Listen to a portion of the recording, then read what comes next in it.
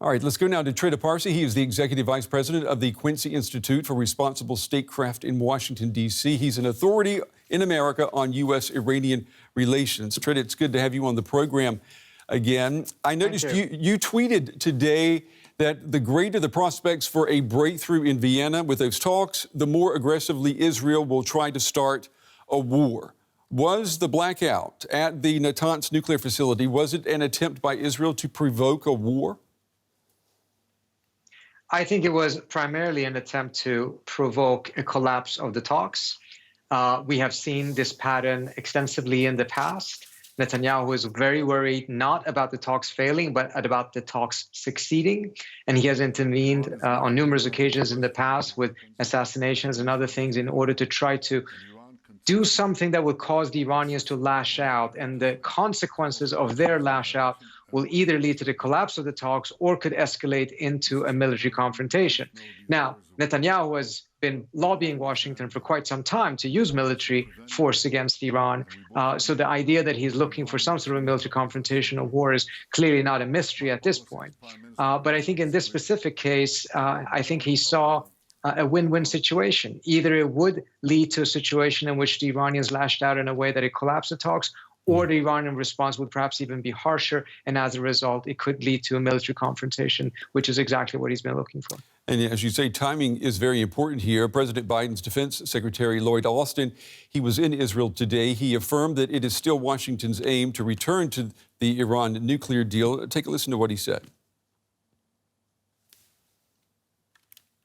Our efforts to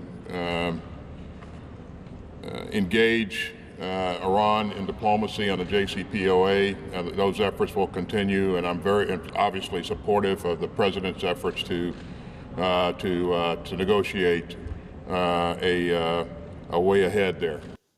So, Trita, this is a different tone coming from Washington than what we're used to hearing from the Trump administration. So, how much pressure do you think this puts then on both Israel and Iran moving forward?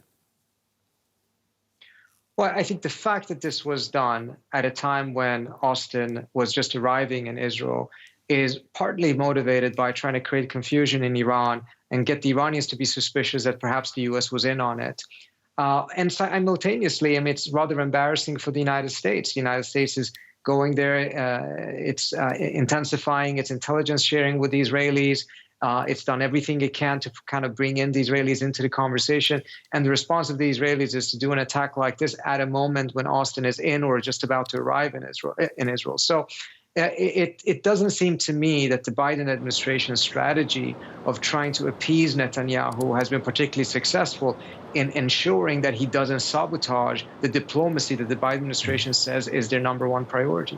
Well, if you look at the facts, Iran's nuclear activities, its ballistic missile program, its attempts to destabilize the region, they are all worse today, many would say, because of what the Trump administration did. The Biden administration sees it that way. So why doesn't Netanyahu see it that way?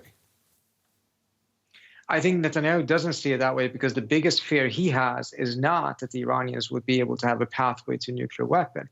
The biggest fear the Israelis have, and this is also shared by the Saudis and the Emiratis, is that if the United States and Iran manage to come to an agreement on the nuclear issue, and the nuclear issue essentially is checked, this would allow the United States to start checking out of the Middle East militarily, which is what the Biden administration says that they want to do. This is what Trump said that he wanted to do. This is what Obama said he wanted to do.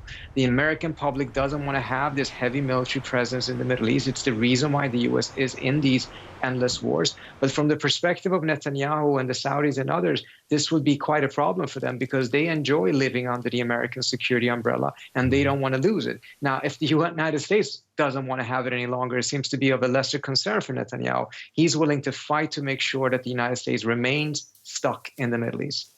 Let me just ask you before we run out of time, the U.S. and Israeli intelligence services, they've worked together before in operations against Iran.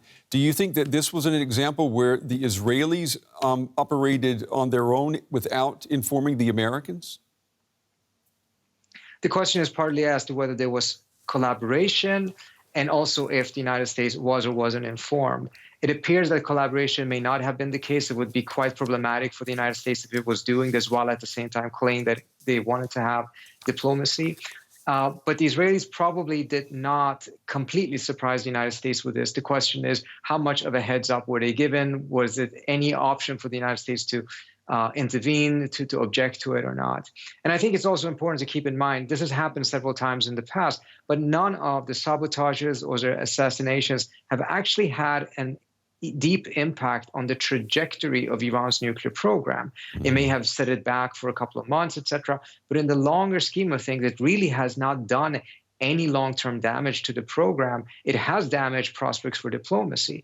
And the irony or the paradox of all of this is that if the Israelis actually were to be really successful and really damage the program, it probably only would lead to a change in the Iranian leadership's attitude towards this, in which the faction that has been arguing that Iran should just pull out of the JCPOA, pull out of the NPT, and actually go for a bomb, probably will get a stronger arm. Well, it will be interesting to see what effect, if any, this has on those talks in Vienna. We will certainly be watching that as well. Trita Parsi, Executive Vice President of the Quincy Institute for Responsible Statecraft, joining us from Washington, D.C. tonight. Trita, as always, we appreciate your time and your insights. Thank you. Thank you.